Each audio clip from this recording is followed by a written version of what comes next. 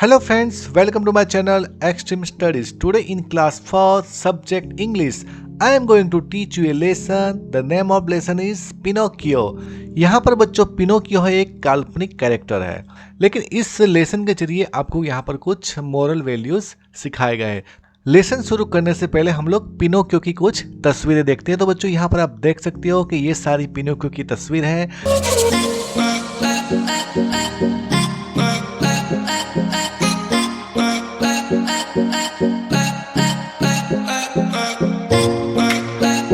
जिसमें पिनोकियो की जो नाक होती है वो लंबी होती जा रही है, मतलब कुछ तस्वीर में उसकी नाक छोटी है और कुछ तस्वीर में लंबी है। अरे तो भाई उसकी नाक लंबी क्यों हो रही है, तो इसका सीक्रेट क्या है? तो चलो हम इस लेसन को पढ़कर जानते हैं कि भाई इसका सीक्रेट क्या है। तो चलो बच्चों देर न करते हुए हम लेसन को शुरू करते हैं।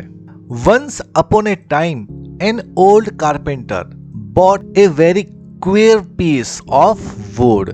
एक बार क्या हुआ बच्चों कि एक कारपेंटर था। तो यहाँ पर कारपेंटर का मतलब होता है लकड़ी का काम करने वाला। इसको हिंदी में बोलेंगे बढ़ई, मतलब लकड़ी का काम करने वाला, जिसको कारपेंटर बोलते हैं। बच्चों आपको यहाँ पर एक कारपेंटर दिख रहा है, तो उसने एक क्वीर पीस ऑफ वुड, मतलब उसने एक अजीब सा लकड़ी का टुकड़ा लिया। चलो अभी उसके साथ वो क्या करेगा देखते हैं। As he used his plan on it, he heard a little laughing voice say। जब वो अपना रंदा मतलब लकड़ी को स्मूथ करने वाला एक यंत्र, जिसको आप इस चित्र में देख सकते हो, ये आपने कारपेंटर की दुकान में देखा होगा, जिसको रंदा बोलते हैं, इंग्लिश में इसको प्लान बोलते हैं। उस दौरान उसने एक छोटी सी हंसने वाली आवाज सुनी। स्टॉप, यू आर टिकलिंग मी। जब वो कारपेंटर उस लकड़ी के ऊपर रंदा चला रहा था, तो उसमें से हंसने की आवाज आती है और उसमें से कोई बोलता है, रुक जाओ, अब तो मुझे गुदगुदी कर रहे हो। The old man was puzzled by the voice, मतलब जो वो बूढ़ा आदमी था वो एकदम हैरान रह जाता है, मतलब इस तरह की आवाज से वो एकदम पजल, मतलब वो सोच में पड़ जाता है कि भाई ये आवाज कहाँ से आ रही है।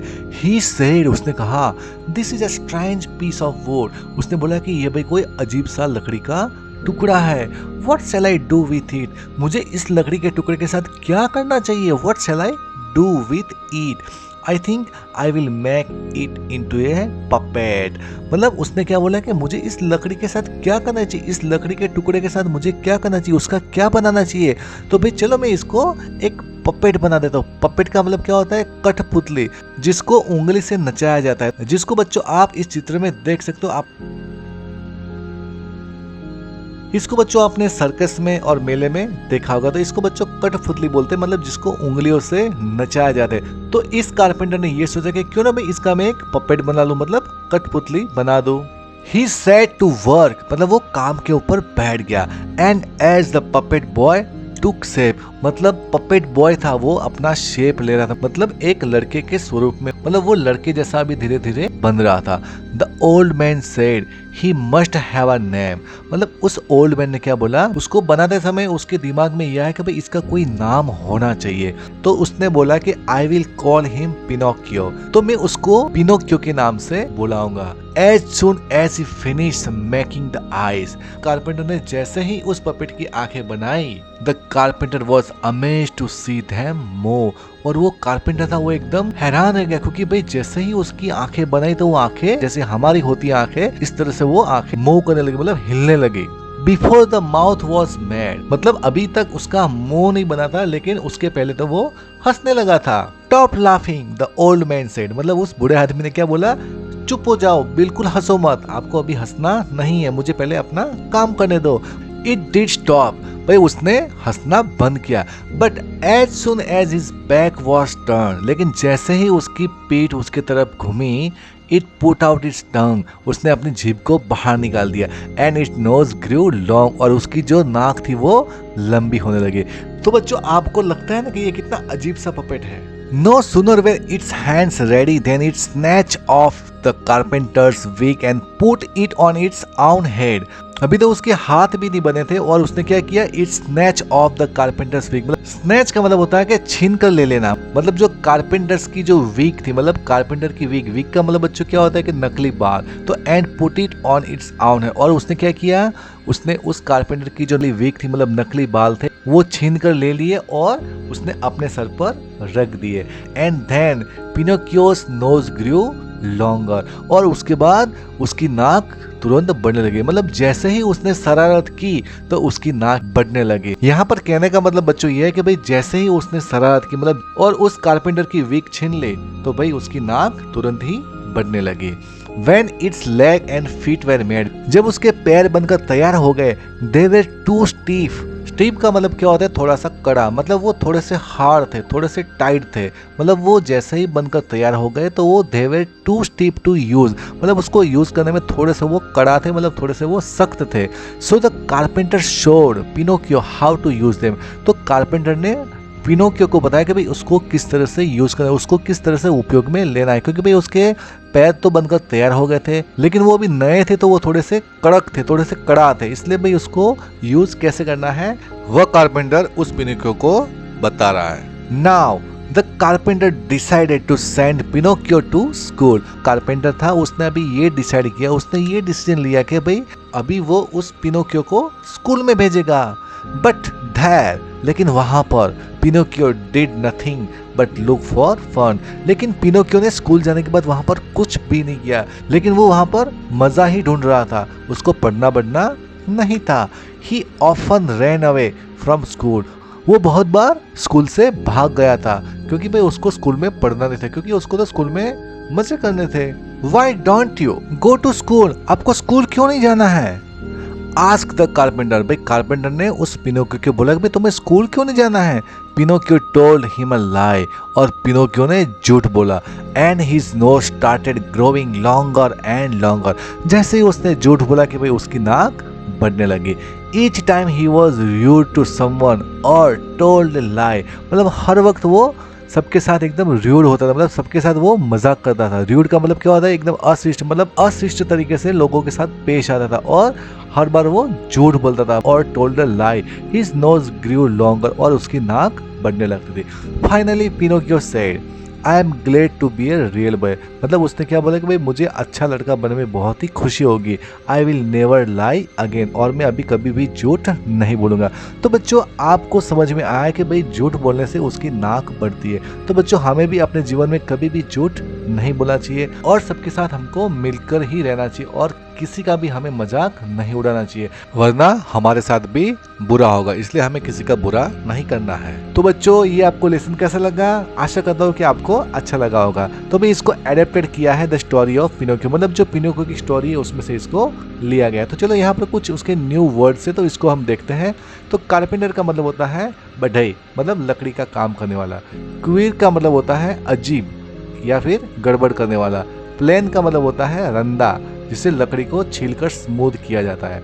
पजल का मतलब होता है हैरान रहना। पपेट का मतलब होता है कठपुतली। टूक शेप मतलब कि आकार लेना। अमेज का मतलब होता है कि अचंभित रहना। फिनिश का मतलब होता है पूरा होना। स्टिप का मतलब कड़ा। डिसाइड का मतलब निर्णय लेना और डिसाइडेड का मतलब होता है कि पहले से जिसका निर्णय लिया हुआ। तो बच्चों ये थे इस लेसन के न्यू वर्ड्स। तो चलो बच्चों अभी हम इस लेसन की एक्सरसाइज को सॉल्व करते हैं। Lesson number 10 Pinocchio. तो भाई सबसे पहला है question number 1, what did the carpenter buy? तो भाई वो जो कारपेंटर था वो बढ़ई था, उसने क्या खरीदा? तो इसका आंसर ये है कि भाई the carpenter bought a piece of wood, उसने एक लकड़ी का टुकड़ा खरीदा। Question number 2, what did he make out of it? भाई उसने उसका क्या बनाया, उसने उस लकड़ी का क्या बनाया? तो he made a speaking puppet, उसने उस लकड़ी में से एक बोलती हुई कठपुतली बनाई। Question number 3, what did he call his puppet? भाई वो अपने पपेट को क्या कहता था, अपनी कठपुतली को वो क्या कहता था? तो भाई इसका आंसर ये है कि भाई ही कॉल्ड इट पिनोकियो, मतलब वो अपनी कठपुतली को पिनोकियो के नाम से बुलाता था। Question number 4, what did Pinocchio से इन द एंड? पिनोकियो सबसे अंत में क्या कहता है? इसका आंसर ये है कि भाई in the end Pinocchio said I am glad to be a real boy, मतलब पिनोकियो ने अंत में ये बोला कि भाई मुझे खुशी होगी कि भाई मैं एक अच्छा सा लड़का बनूं।